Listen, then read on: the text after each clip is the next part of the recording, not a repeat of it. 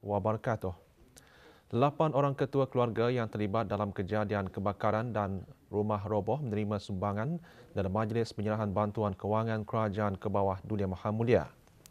Penyampaian bantuan disempurnakan oleh Berhormat Datuk Seri Setia Awang Haji Nazmi bin Haji Muhammad, Menteri Kebudayaan dan Sukan. 6 daripada penerima bantuan merupakan mangsa yang terlibat dalam kejadian kebakaran, seorang penerima yang terlibat dalam kejadian rumah roboh dan seorang lagi mangsa banjir. Sumbangan ini menunjukkan keprihatinan dan pemedulian pihak kerajaan terhadap rakyat dan penduduk yang mengalami musibah di negara ini. Majlis penyerahan berlangsung di Kementerian Kebudayaan, Belia dan Sukan. Beberapa permasalahan dan persoalan yang sering berlaku semasa pengurusan ibadat korban dalam kalangan masyarakat antara yang dibincangkan semasa rakaman Forum Irsyad Hukum Jabatan Mufti Kerajaan Jabatan Perdana Menteri. Forum yang bertemakan kesempurnaan ibadat korban akan disiarkan menjelang Hari Raya Aidiladha. Rakaman berlangsung di bangunan Darul Ifta Jabatan Mufti Kerajaan. Hadir semasa rakaman tersebut yang berhormat Pihin Datuk Seri Maharaja Datuk Paduka Seri Setia Dr. Ustaz Haji Awang Abdul Aziz bin Junid Mufti Kerajaan. Beberapa ahli panel diundang semasa forum ini.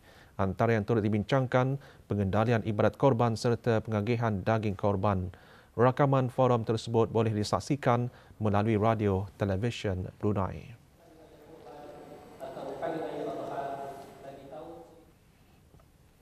Pesta pengguna kembali lagi buat kali ke-27 dianjurkan oleh Disanlit Sendirian Berhad. Pelbagai aktiviti menarik ditawarkan kepada orang ramai. Majlis perasmian Pesta Pengguna diadakan di Pusat Persidangan Antarabangsa Berakas. Majlis disempurnakan oleh Yang Berhormat Pihin Orang Kaya Indra Pahlawan Datuk Seri Setia Awang Haji Suyoy bin Haji Osman, Ahli Majlis Mesyuarat Negara. Sejak diperkenalkan pada tahun 2008, Pesta Pengguna bermatlamat menyediakan platform bagi pengusaha kecil dan sederhana mempromosi rangkaian produk dan perkhidmatan yang dijual dan ditawarkan kepada para pengguna. Pesta Pengguna bertema Bold and Curious dibukakan bagi kunjungan orang ramai sehingga Ahad ini dari 10 pagi hingga 10 malam dan hari Jumaat ditutup pukul 12 tengah hari hingga 2 petang.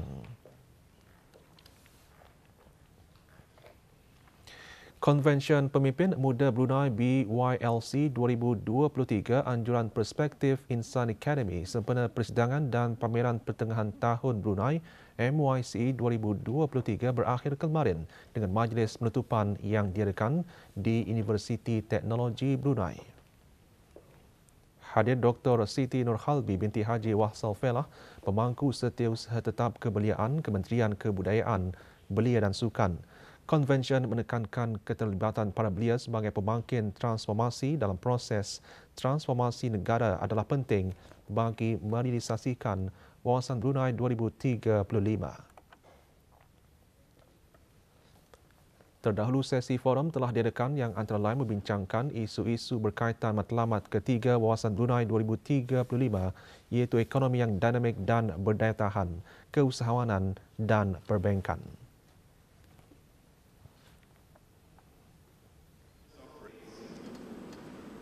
Actually owning a business. So that's just like charity. Mostly experience lah. So experience and exposure terhadap especially tiara Wawasan Brunei 2035. Apa peranan Tani sebagai belia dan apa yang boleh Tani buat sebagai leaders yang pemimpin masa depan itu. I was able untuk belajar banyak perkara, especially kepentingan menjadi warga negara yang valuable and dapat importance untuk self-development as well as importance untuk networking sama orang lah. Kewangan Islam memainkan peranan penting dalam menyelaraskan aktiviti industri dan pelaburan dengan matlamat pembangunan mampan. Ia termasuk mengenal pasti punca serta penyelesaian berkesan kepada isu kemampanan utama termasuk inflasi dan keselamatan makanan. Kenyataan itu dikongsikan semasa majlis penutupan sidang Kemuncak Kewangan Islam Brunei BIF kemarin. Dianjurkan oleh Institut Kepimpinan dan Kewangan Islam Brunei BILIF dengan kerjasama Bank Pembangunan Islam dan Kumpulan Bank Dunia dengan sokongan Bank Negara Brunei Darussalam sempena persidangan dan pameran pertengahan tahun Brunei MYCE 2023 majlis berlangsung di Pusat Persidangan Antarabangsa Berakas. Daeng Hajah Sufinah binti Haji Sahad, Ketua Pegawai Eksekutif BILIF dalam ucapan penutupannya berkata, Believe akan terus berusaha untuk menghasilkan lebih banyak program dan acara bagi menyumbang kepada usaha membentuk pemimpin masa depan, khususnya dalam bidang keuangan Islam. To strive for a better world through Islamic finance. Ladies and gentlemen, I'm deeply grateful. Terdahulu, pembentangan kertas penyelidikan bertajuk Kesan Peraturan Industri Kewangan terhadap Ekonomi Negara Brunei Darussalam disampaikan oleh Awang Muhammad Asri bin Syarbini, Ketua Pusat Penyelidikan Ekonomi dan Keuangan BILIF. Kertas penyelidikan tersebut merupakan hasil kerjasama antara BILIF dan Universiti Brunei Darussalam UBD sebagai rujukan kepada semua pihak berkepentingan yang terlibat.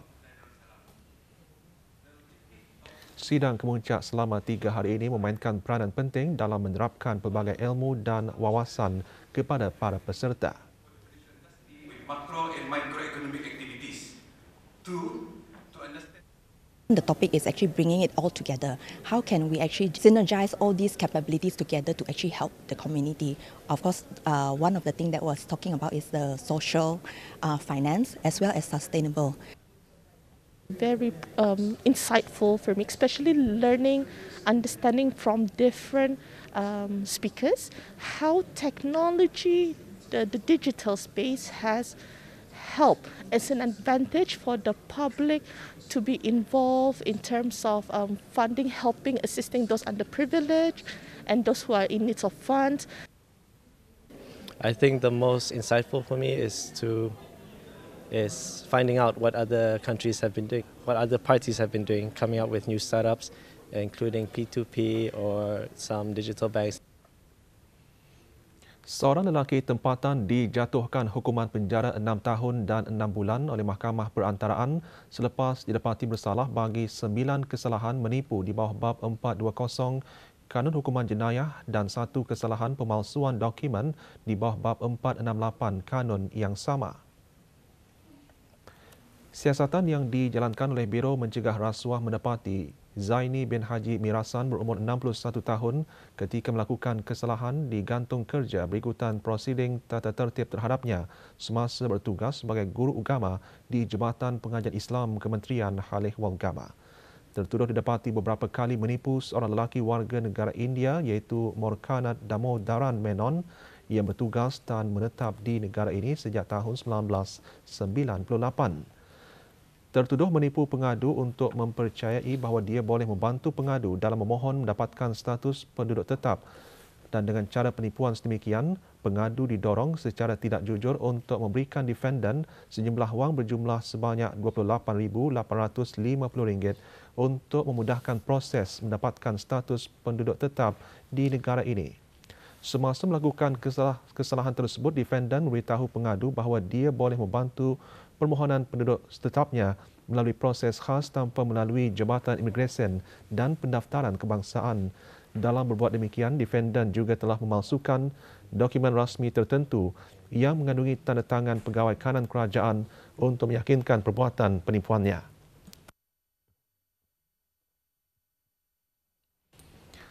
Pusat Timbang Tara Brunei Darussalam BDSC meneruskan jerayawarannya mengenai kesedaran penyelesaian pertikaian alternatif ADR di daerah Tutong.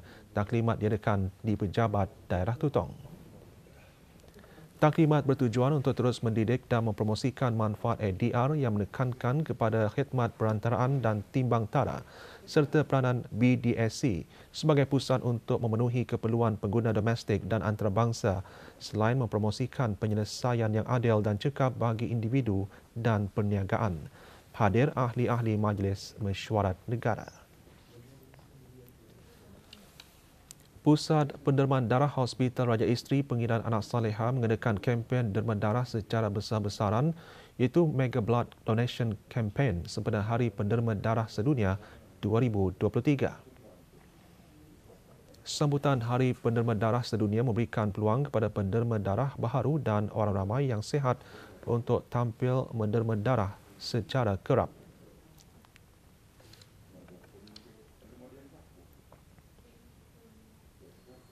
Setiap kali saya menderma tu rasa badan tu ringanlah, nyaman.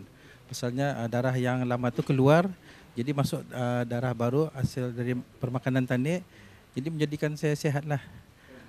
Sampai setakat ini, alhamdulillah saya dah memakan sebarang ubat-ubatan dari hospital lah. Macam membantulah untuk pesakit-pesakit.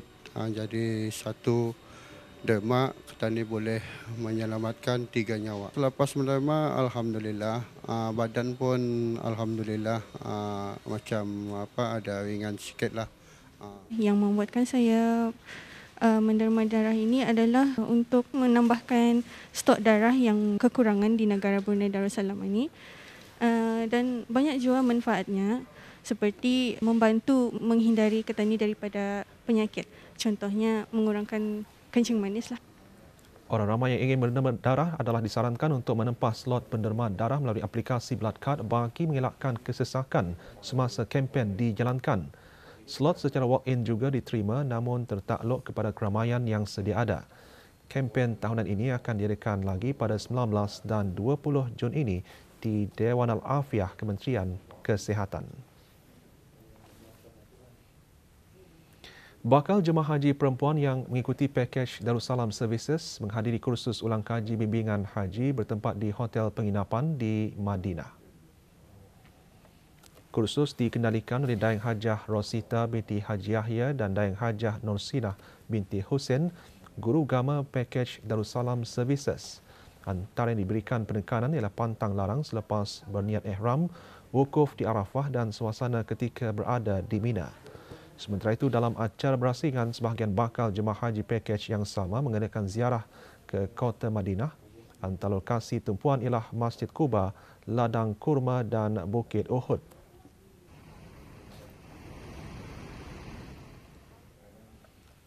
Rombongan pegawai pejabat urusan jemaah haji negara Brunei Darussalam Perubatan mengadakan perjumpaan di Kementerian Kesihatan Arab Saudi.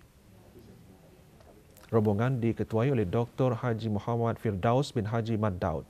Perjumpaan ini adalah sebagai susulan permohonan awal bagi kebenaran membuka klinik di Hotel Penginapan Jemaah Haji Negara Brunei Darussalam dan pemberian pas kebenaran masuk bagi pegawai-pegawai perubatan negara di hospital-hospital setempat.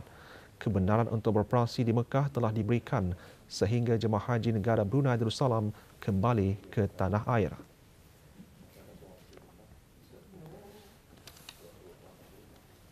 Seorang lelaki tempatan berusia 64 tahun didakwa di Mahkamah Magistrate Tutong atas satu pertuduhan di bawah Seksyen 146-1-D Perintah Eksais 2006 bagi memiliki minuman keras.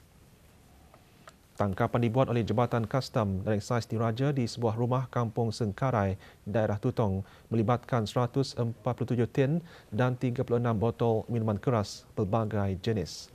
Theo Hock Heng mengaku bersalah dan dijatuhi hukuman denda sebanyak RM5,000 atau 5 bulan penjara jika gagal membayar denda. Semua barang yang terlibat dirampas.